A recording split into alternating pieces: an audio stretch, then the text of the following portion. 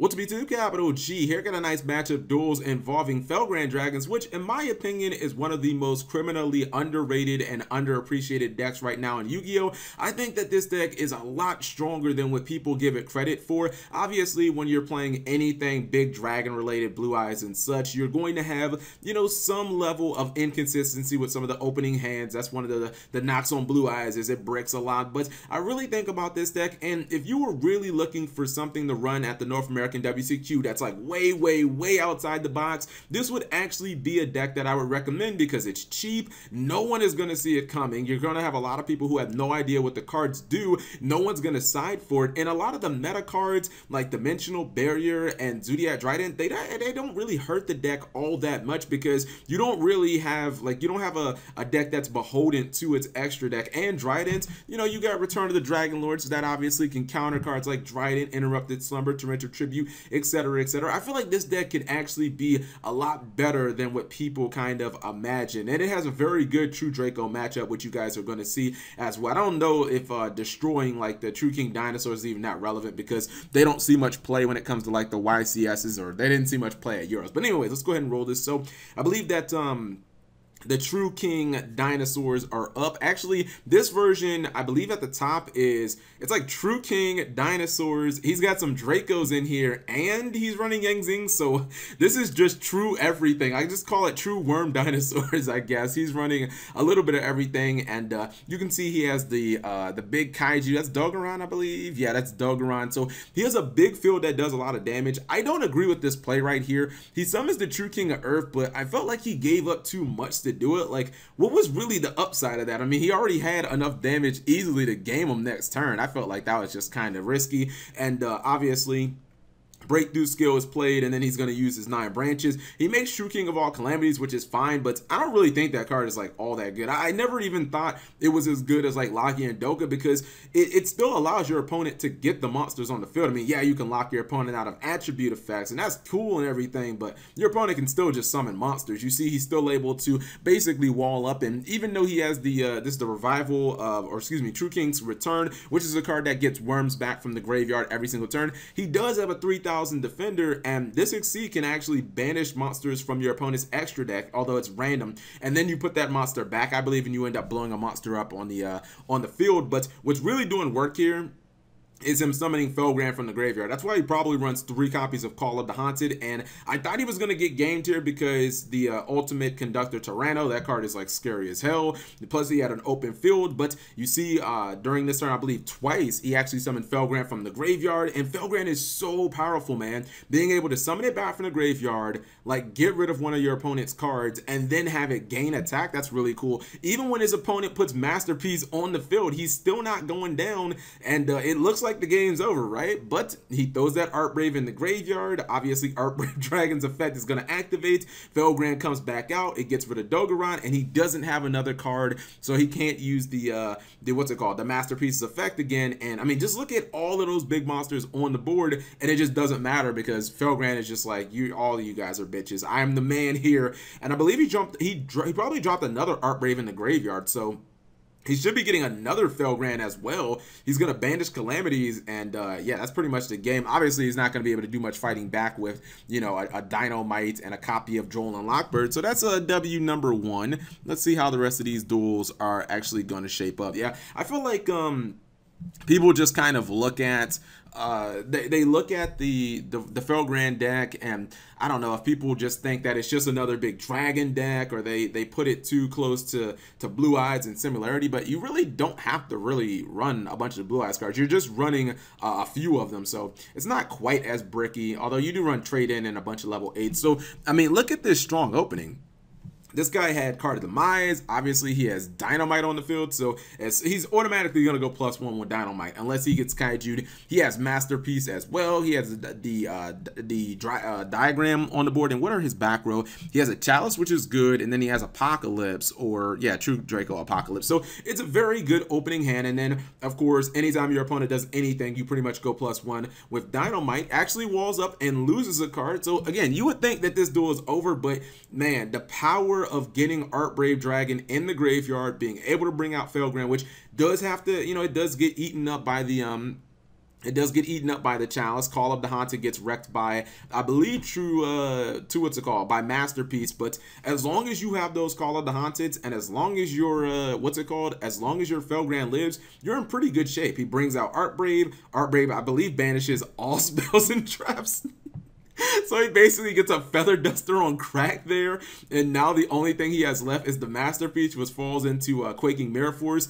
And at that point, I think this game is pretty much just donezo because, I mean, yeah, he has the Revival that can get a Masterpiece in defense mode, but how long can one Masterpiece really live? I thought it was pretty interesting that he's actually running Dragon's Ravine. It's been a long time since I've actually seen Dragon's Ravine ran in a deck that doesn't run Dragunity. I mean, you have to go back basically into what, Dragon Rulers, the last deck that ran dragons that wasn't, you know, Dragunity. Once again, he's getting slapped up by Felgrand, and I believe that Masterpiece is going down, and he goes again for Doesn't Matter Dragon or Dark Matter Dragon, whichever one you want to call it. And as long as you can kind of what am I trying to say here?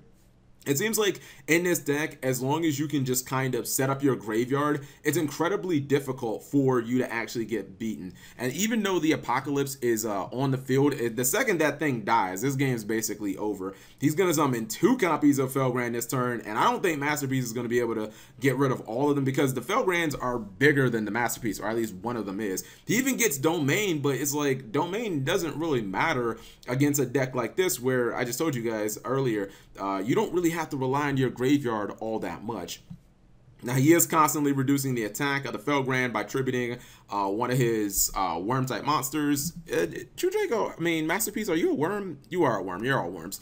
But it just doesn't matter. This deck can snowball and steamroll the opponent incredibly hard. So, I believe that Torrential Tribute was probably his last, it was like his last hope here. But, you know, all you have to do is just not be dumb when your opponent has Torrential. Just attack, and that's pretty much game. GG no re. And this one, I believe, is also, I think that all the last 3 duels are all against True Draco, which, I mean, it just shows you that even getting something like Masterpiece on the board, it doesn't really affect this deck all that much, especially when people, I think a lot of people underestimate how many times Masterpiece is actually dropped and still affected by traps. So things like Quaking Mirror Force can obviously kind of wreck it. Now, for him to summon into, you know, this field with just a Dynamite, I'm not sure how good that honestly was because this deck can drop, you know, 2,500 plus monsters incredibly easy. So probably going to need something a little better than that.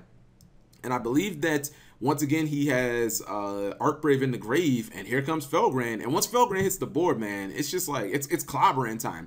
Now, he could probably use Ghost Ogre. He probably could have tried to use Ghost Ogre on the Felgrand, but I'm not sure that that would have actually solved anything. Let's look at the graveyard and see if he did have a copy of a Return. No, he didn't have a Return, so I don't know. Maybe he could have just used the Ghost Ogre. This time he activates Solemn Strike to get rid of the Art Brave, which is definitely good. Galaxy Serpent. Galaxy Serpent is tributed for Masterpiece, which is kind of like, what? But once again, he has that return of the Dragon Lords.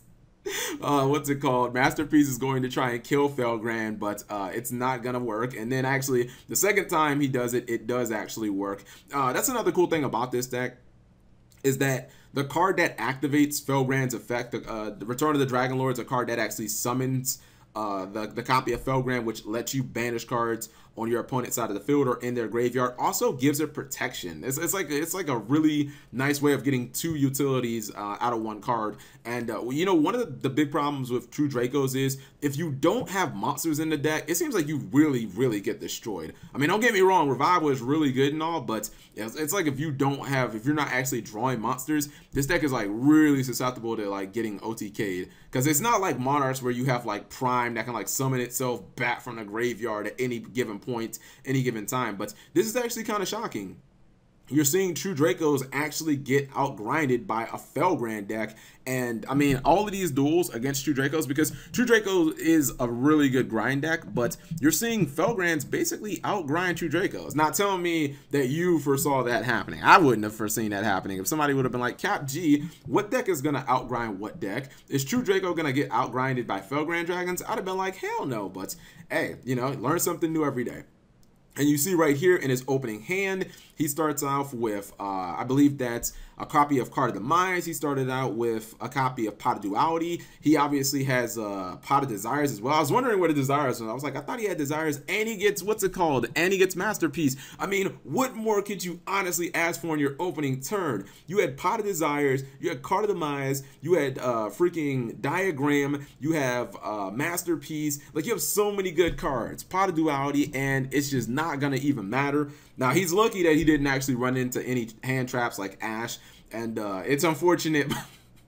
It's what took his Masterpiece goes down so easily to a simple copy of Ghost Ogre. And even when he torrentials, that doesn't actually end up doing that much because Soul Charge ends up basically just capitalizing. Now, he is going to end up hitting Art Brave with the Chalice, which was a smart play because if he didn't, he would have lost pretty much all of his spells and traps, but it didn't even matter because obviously he just synchros into Michael and he loses his Diagram anyways, but he would have lost both cards regardless. Now, this guy's playing Necroface, which actually does, you know, it goes to 2400, it gets rid of Michael, and it's exactly even with the Art Brave, so, you know, it's like maybe that's actually, you know, maybe it can work, but he's just going to crash, and I think that that's good because what is with people just running these random copies of Necroface and everything? He ends up banishing the Necroface, and that actually gets him a copy of Michael, and I don't really think without monsters, as I've said before, you're not really doing anything. Oh, also, Michael really wrecks True Dracos because we know that their spells and traps want to go to the graveyard, which is why, you know, things like Twin Twister,